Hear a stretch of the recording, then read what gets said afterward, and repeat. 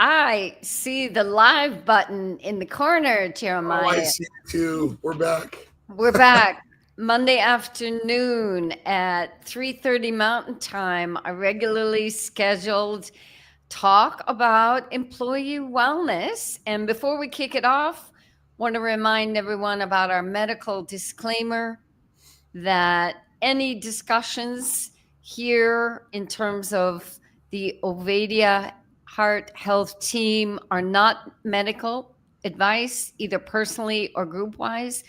It's really intended for educational purposes.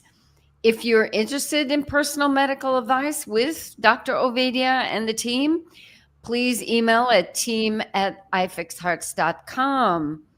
And Nice. kicking it off today, Jeremiah, talking about resiliency. It's actually a favorite topic of mine.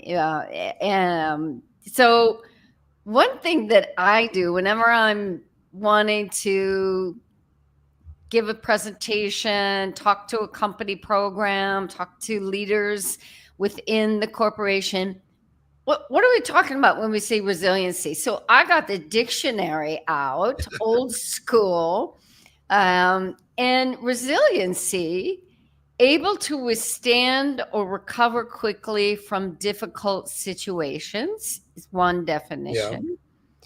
Able to recoil or spring back into shape after bending, stretching, or being compressed.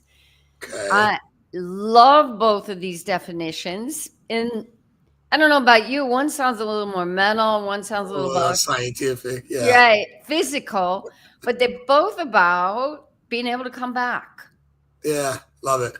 So, in team, we are going to have discussions, right? So back to the medical disclaimer. Like, we're back every Monday. Our commitment to you and our community, Team Ovadia Fix Hearts community, to come talk about employee wellness, to share.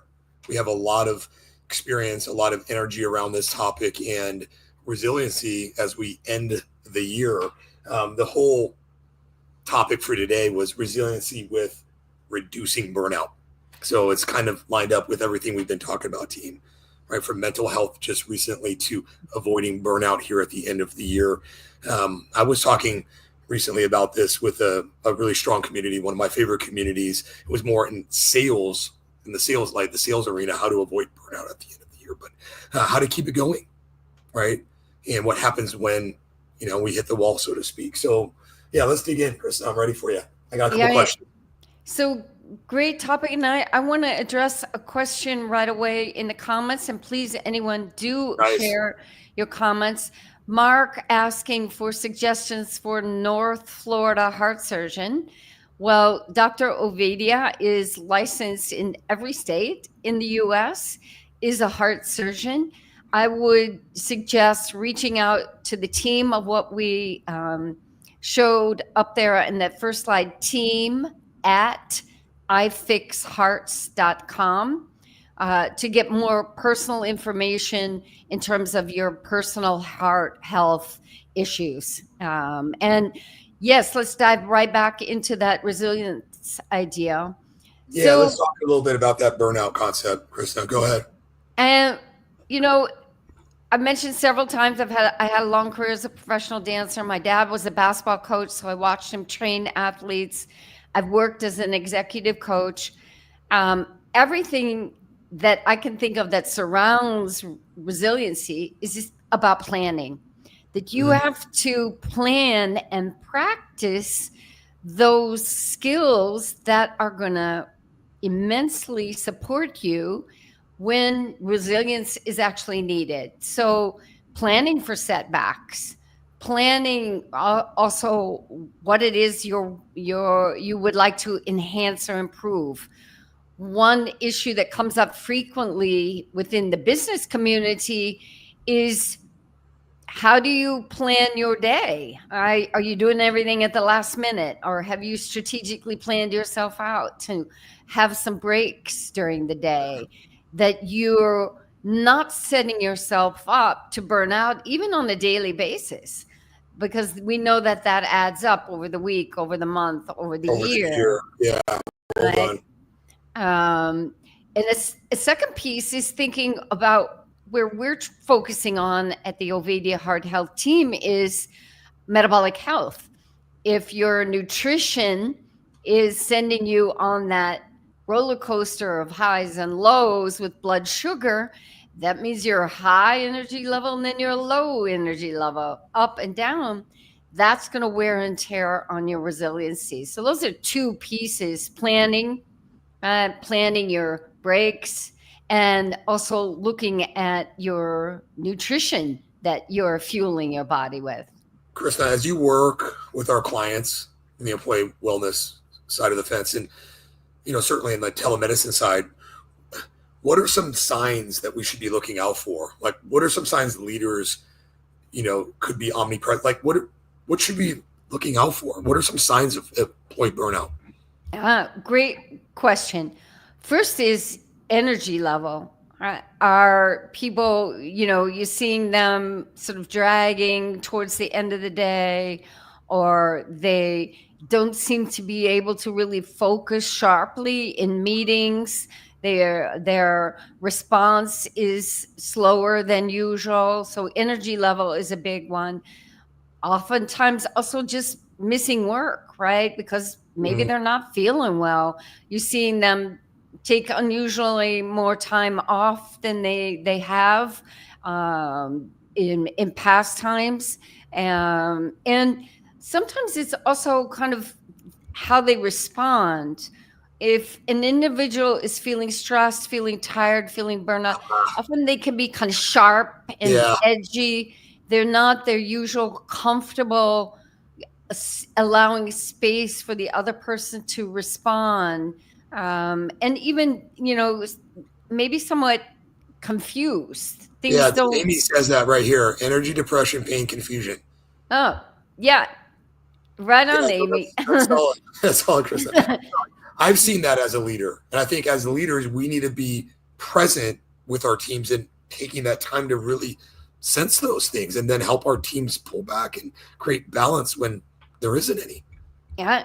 And you can see that really evident also when I talked about communication skills. If someone is on edge, feeling burnout, they might send a really kind of sharp, nasty email back. It doesn't have to be that you're seeing a tone that's different than their usual self and their performance self.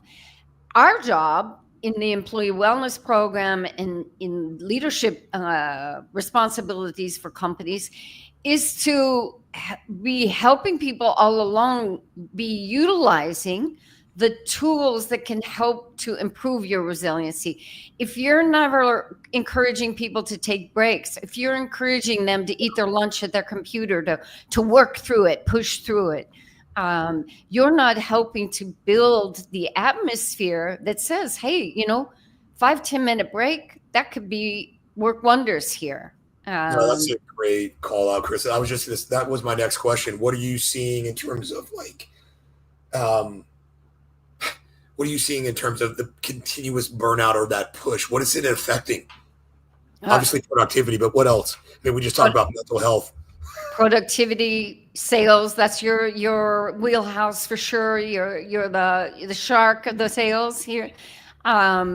It also loyalty. So if we continue to push people's buttons to not allow them to, utilize breaks, have good food for performance, be encouraging good metabolic health, understanding, that sleep plays a big role in our ability to rebound. What we're talking about, resiliency here. Recoil. And that we exhibit that as leaders. It always comes back to walking the walk. And those are really kind of the key pieces that we try to integrate in our employee wellness programs. For instance, let's take a group that people talk a lot about, like the Navy SEALs, extremely stressful group. There's something that they practice religiously, which is called the box breathing. And that's not a tool that they're just going to be using when they're going out on a mission. They're practicing that on a regular basis, day in, day out. the same that performers practice their musical instruments day in and day out. We need to be practicing resiliency tools like breathing, maybe meditation, or even just simply encouraging employees to get outside away Yeah. from the computer. Nice. Yeah, it's definitely gonna challenge in a negative way the mental health component if you keep pushing, right? If the culture is a push culture, not a balance culture, not a culture of employee wellness. It needs to be that, guys. Like, that's a great call out, Krista. So let's talk about the techniques maybe for building resilience, building that in the culture, building balance within the culture. Yeah. Let's do, and I see. Examples? So Amy points here to your question that productivity is impacted when we're not helping to build a company culture of resiliency, critical thinking, calculating, communicating, empathy, all great points, Amy. And there is so much that can be impacted by a lack of knowledge and a lack of empowerment of resiliency in the workplace. But here's some food for thought, Jeremiah, on this. I like to use examples from my 30 plus year in professional dance. Is where in that culture, you're consistently having to try out, or something we call audition. When you're in a job, you always have to be looking for your next job if you want to pay your rent, for example. You have to be lining them up. You win some and you lose some. You might lose a lot along the way. Hopefully, if you have a career in it, you're managing to score some of the time. But here's some tactics that we talk about in that level that I've utilized in executive coaching.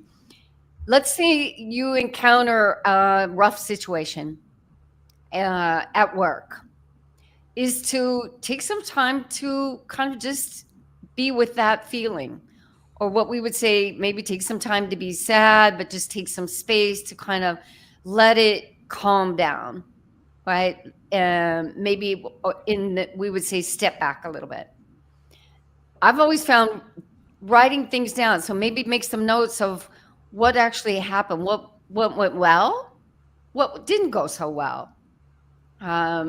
Find an outlet, a physical outlet to kind of completely step away from that.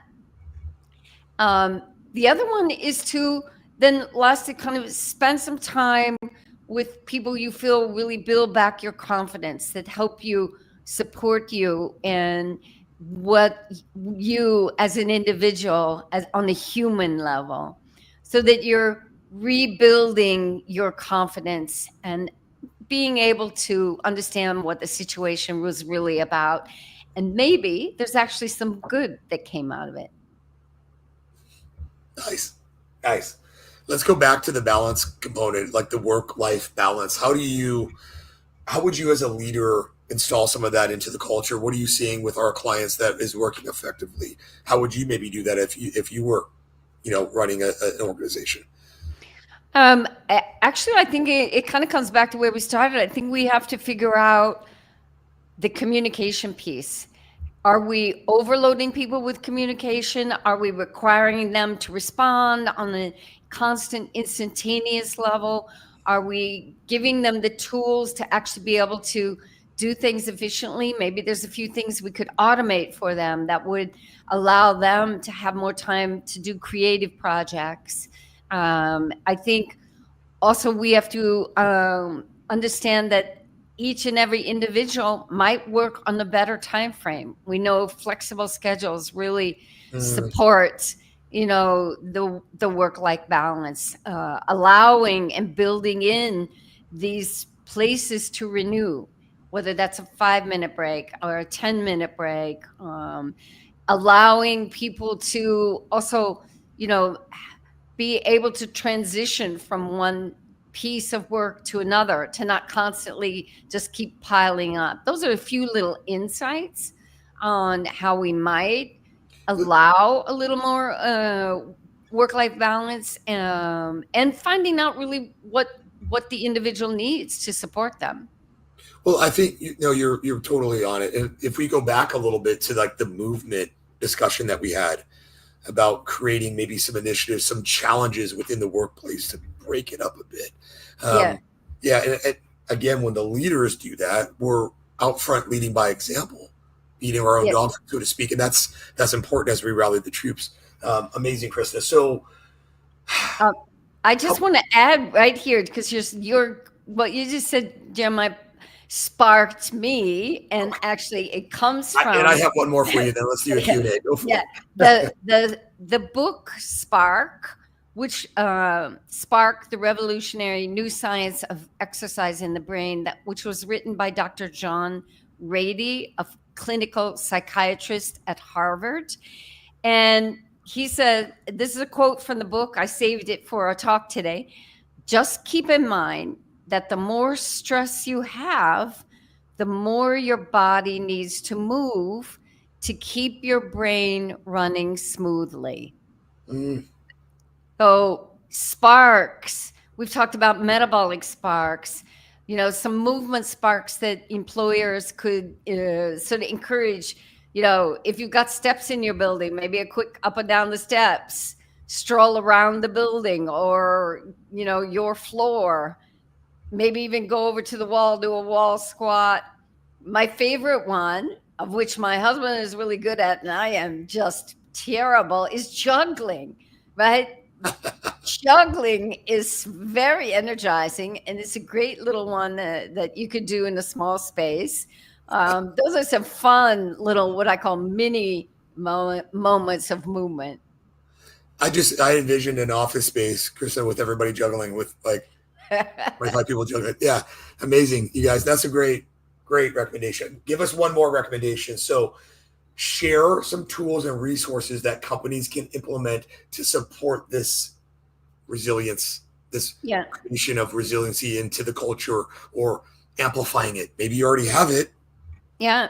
Well, first and foremost, I think more employers should be encouraging people to utilize something that's called the EAP programs, employee assistance programs, because there might be a facet of resiliency. So maybe someone's really encountering in their household financial stress. Maybe for one reason or another, maybe they're, someone else lost their job, or is dealing with some medical emergencies from family members.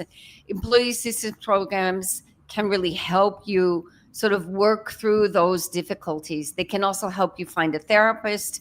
That's a resource that almost every company has that needs to be tapped into more. Finding and getting a good employee wellness program in place. Find the facets that your employees could utilize the most.